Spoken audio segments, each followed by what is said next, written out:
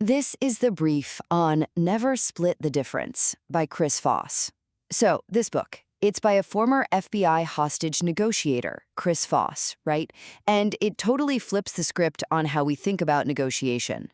Forget all that super logical stuff. Voss is all about how emotional smarts, actual psychology, can help you win. Not just in big, scary situations, but like everyday talks too.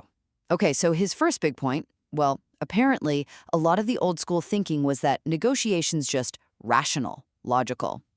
But the FBI, they learned the hard way, out in the real world, that people were kind of messy, were driven by feelings.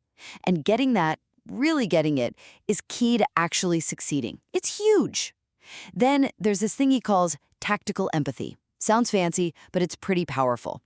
It's about truly listening and then kind of naming the other person's feelings out loud, like, sounds like you're worried about. And you pair that with these smart questions starting with how or what, like, how am I supposed to make that work? The cool part, they feel like they're in charge, but you're actually guiding things where you want them to go. Kind of clever, huh? And finally, this one might feel a bit weird at first. Learn to love no.